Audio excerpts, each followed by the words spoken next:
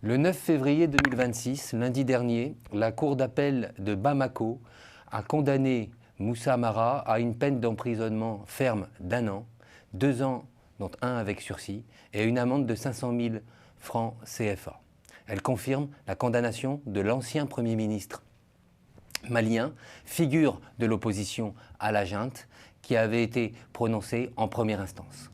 L'autopsie de cette condamnation judiciaire, c'est maintenant sur Afrodroit.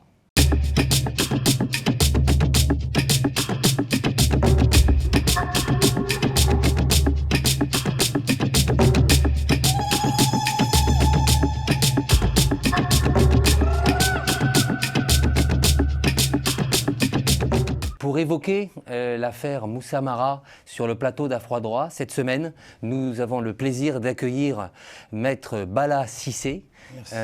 Bonjour chers confrères, merci d'être avec nous. Vous êtes avocat inscrit au barreau de Paris et surtout, c'est pour ça que vous êtes là aujourd'hui avec nous, expert de la transition malienne que vous connaissez parfaitement.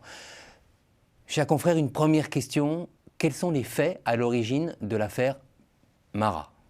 Alors, merci beaucoup pour l'invitation. Les faits reprochés à Moussa Mara tient exclusivement à l'expression d'une volonté, d'une opinion politique. Autrement dit, il s'agit des messages publiés sur les réseaux sociaux dans lesquels Moussa Mara utilise une métaphore politique, que je qualifie de métaphore politique, pour critiquer la conduite de la transition concernant les prisonniers que Moussa Mara qualifie de prisonniers politiques, qu'ils soient Razbach, Rose la vie chère, qu'ils soient Clément Dambélé et autres. Donc dans cette critique, mais la question qui se pose, est-ce qu'une métaphore politique est-elle une infraction pénale en droit malien? Donc si on lit la lecture, le fait reproche à Moussa Mara, est-ce qu'une métaphore politique ou un mot, parce que Moussa Mara a employé des mots, le soleil s'élèvera, est-ce que cette critique, est-ce qu'au regard du code pénal malien, est-ce que ça vaut appel à la violence, incitation ou l'insurrection, ou c'est un fait ou un acte matériel qui caractérise un fait pénal? Ça c'est intéressant. Donc en fait, Moussa Mara est condamné parce qu'il a assimilé certaines personnes qui étaient dans les prisons de la junte à des prisonniers politiques et qu'il a dit qu'un jour, le soleil se lèvera, c'est-à-dire que ces gens-là sortiront parce qu'ils ne seront plus des prisonniers politiques. Quelle est la base légale de cette condamnation ? Alors, en réalité, si on regarde dans le droit malien, il y a la loi du 13 décembre 2024 qui est votée sur la transition portant code pénal malien. Dans son article 242-77, qui renvoie la question atteinte au crédit de l'État, opposition à l'autorité légitime. Autrement dit, la condamnation de Moussa Mara peut reposer sur cet article. Dans cet article, les problèmes juridiques majeurs qui se posent est de savoir est-ce que cet article est applicable à une métaphore politique comme étant qualifiant trouble à l'ordre public ou trouble effectif à l'ordre public ou encore appel à la désobéissance civile. Est-ce que les avocats de Moussa Mara, ils ont fait une lecture qui peut juger objective? Est-ce que les juges maliens, ils ont-ils fait une lecture subjective qui, si tel est le cas, est dangereuse, large, c'est une application large du droit pénal malien? Donc on pourra aller loin, les fameux débats. Est-ce que une métaphore politique est une infraction pénale ou pas au sens du droit? Est-ce que Moussa Mara a été jugé par des mots?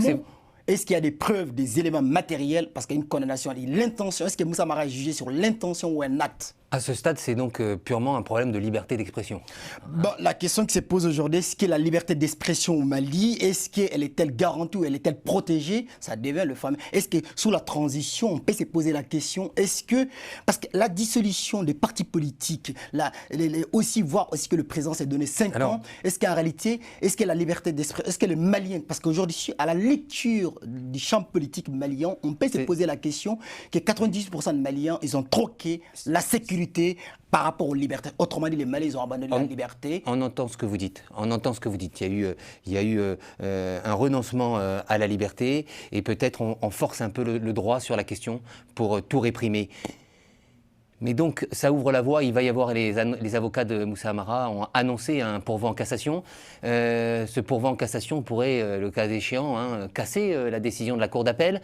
Vous y croyez ou pas ? Bon, il faut être lucide. Sur le plan strictement juridique, oui, c'est possible de faire l'appel parce qu'il y a double juridiction, il y a les 3 degrés de juridiction au Mali. Mais il ne faut pas oublier que la Cour de cassation ne juge pas les faits, mais plutôt le respect du droit. Autrement dit, est-ce qu'il y a une mauvaise application ou qualification du droit, ou encore est-ce qu'il y a la violation du fameux principe de la légalité pénale? Mais est-ce qu'il y a encore un pouvoir judiciaire indépendant au Mali? Parce que pour ça, il faudrait que la Cour de cassation soit souveraine et pleinement indépendante du pouvoir en place. Est-ce que c'est envisageable? Oui, il faut retenir quand même qu'il existe encore toujours au Mali sous la transition des magistrats compétents intègres, mais l'affaire Mara révèle un glissement préoccupant de l'indépendance de l'institution judiciaire, parce que notamment des dossiers à portée politique, il ne faut pas demander les juges d'étrangers à un champ politique. Nous avons ici dans l'affaire Mara, c'est une question purement politique. Donc, je ne crois pas. Une justice indépendante ne craigne pas la parole politique. Est-ce qu'aujourd'hui, les juges même sont sous surveillance? Je dis bien. Donc, il me semble quand même que les droits ne seront pas sanctionnés ici. Donc, je pense que dans l'affaire Mara, il ne faut pas demander les juges des tranchées. Donc, le pourvoi en cassation, vous n'y croyez pas? L'aboutissement du pouvoir en cassation, c'est l'effondrement de l'affaire Mara. Vous pensez qu'il sera rendu compte? C'est une procédure qui est allée assez vite, hein, puisque le jugement de première instance, c'est 27 octobre 2025. Le jugement d'appel, 9 février 2026. C'est ta rapidité, il faut saluer, c'est un progrès quand même. On peut tout critiquer, mais souvent c'est un progrès sur la transition. Voilà, exactement. C'est un progrès sur la transition. Bon, bah c'est un point positif. Et à votre avis, le pourvoi en cassation, c'est pour quand? Bon, à supposer, même si d'ici septembre ou octobre, plus tard jusqu'au mois d'octobre, qui aura même 2026, qui aura un pourvoi en cassation. Mais tout ça, moi je ne crois pas en fait. Même s'il y a un pourvoi en cassation, l'annulabilité, les relax total de Moussa Mara, je ne crois pas. Vous n'y croyez pas. Alors, au-delà de la personne de Moussa Mara, quels sont les enseignements de ce procès? Les procès de Moussa Mara révèlent 3 choses majeures. La criminalisation progressive de la parole politique. Parce qu'avant Moussa Mara, il ne faut pas oublier il y a d'autres hommes politiques de la société civile qui ont été condamnés parce qu'ils ont critiqué la transition, ou ils ont critiqué les choix politiques ou les choix stratégiques de la transition. Donc, deuxième, il y a l'instauration d'un climat de l'autocensure. Autrement dit, aujourd'hui, la grande partie ou une grande majorité du peuple malien s'autocensure de ne pas donner des opinions sur la transition. Et derrière moi, il y a un glissement d'un droit pénal, des protections vers un droit pénal, de la crainte politique, de ne pas s'exprimer sur l'espace politique. Alors ça, c'est intéressant ce que vous venez de souligner. Est-ce que donc la condamnation, je comprends de votre propos, que la condamnation de Moussa Mara pourrait être le point final du verrouillage du champ politico-constitutionnel malien, puisqu'on rappelle que en fait, tout ça s'inscrit à la suite d'événements, la dissolution des partis politiques, l'octroi au président Goïté d'un mandat de 5 ans renouvelable indéfiniment. Donc est-ce qu'avec cette condamnation de Moussa Mara, et que vous avez bien analysé, est-ce que c'est la fin on termine la mission de verrouillage du champ politique? Non, elle s'inscrit clairement dans une dynamique de verrou déjà engagée. Autrement dit, comme vous avez rappelé, il y a la prolongation du mandat au regard des assises du président de la transition, 5 ans renouvelables. Aussi, il y a eu la dissolution de partis politiques aussi. L'espace civique est fermé. Parce que toute organisation à caractère politique n'a plus droit à la parole politique. Voilà, il est verrouillé. Donc, on va le même au début du verrou. Ils n'ont pas terminé. Encore, pas terminé. Parce qu'il ne faut pas oublier que la condamnation de Moussa Mara n'est pas un point de départ. C'est juste une étape supplémentaire d'une fermeture progressive du champ politique. Parce qu'en réalité, après Moussa Mara, l'affaire Moussa Mara, il y a eu Choguel Kokala Maïga. Après Choguel Kokala, qui seront les prochains aussi, on ne sait pas. Ce que j'ai envie de vous demander, quelle sera la prochaine étape? La prochaine étape, il faut se demander quelle était la charte. La charte pour la paix et la réconciliation n'est pas encore applicable. Parce qu'en réalité, est-ce qu'il y aura une réhabilitation des partis politiques? Parce qu'il ne faut pas oublier, dans le vœu du mois de décembre, 31 décembre, le président de la transition a été clair qu'il y aura l'ouverture des assises concernant le projet pour la création des partis politiques, la charte. Donc peut-être qu'ils vont rétablir les partis politiques. Sous une autre forme, il y aura la création. Je ne crois pas pour le moment. D'accord. Cher confrère, tout à l'heure, ce point est très intéressant, parce que pourquoi on s'acharne comme ça sur Moussa Mara? Vous avez évoqué, lors de la préparation de cette émission, la loi électorale malienne de 2022. Est-ce que vous pouvez nous en dire plus à cet égard? Bon, en réalité... Ce qui permettrait peut-être de comprendre la condamnation. En réalité, la condamnation de Moussa Mara révèle un paradoxe. Parce qu'en réalité, est-ce qu'on regarde la loi malienne, la loi électorale malienne, est-ce que Moussa Mara sera-t-il éligible, même s'il est relaxé, l'hypothèse par la Cour de cassation? S'il n'y a pas de relax, Moussa Mara, sa candidature éventuelle à la future élection présidentielle qui mettra fin à la transition, qui soit en 2027 ou en 2028, Moussa Mara ne pourra pas être tant qu'il n'y a pas relax par la Cour de cassation.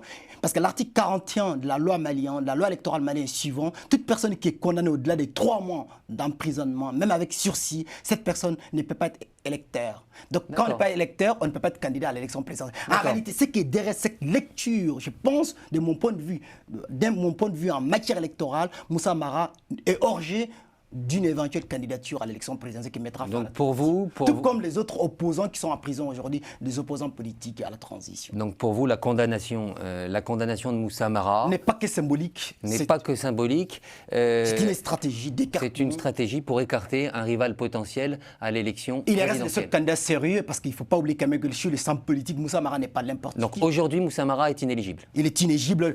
Quoi qu'il en soit, même si on ne prononce pas aujourd'hui, même si ces avocats n'abordent pas, la bataille judiciaire qui est derrière, c'est la question de rendre Moussa Mara, la réhabilitation de Moussa Mara pour une future élection. Parce que ça, effectivement, ça n'a pas été évoqué dans les médias qui ont beaucoup commenté cette affaire Moussa Mara. L'article 41 de la loi électorale malienne de 2022 est passé complètement sous silence. Donc pour vous, c'est ça le mobile de l'affaire?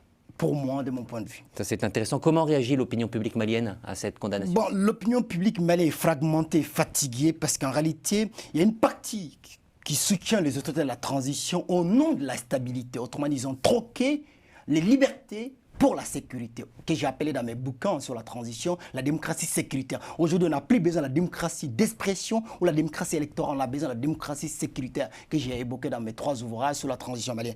Donc, il y a une autre partie aussi qui s'inquiète du recul des libertés. Il y a une autre partie aussi qui aujourd'hui qui a le repli, c'est silence par exemple. Le silence n'est rien d'autre que la peur, la crainte. Autrement dit, le silence ne vaut pas adhésion. Attention, il est souvent que le silence c'est la peur. Bala Cissé, c'est passionnant. Vous écouterez des heures sur cette question, malheureusement. L'État est contre nous. Le chrono défilé. J'ai envie de terminer cette interview par une question. Un changement par le droit est-il possible au Mali? Ben oui et non, parce qu'il est difficile, en plus de revenir. Les droits est un outil essentiel.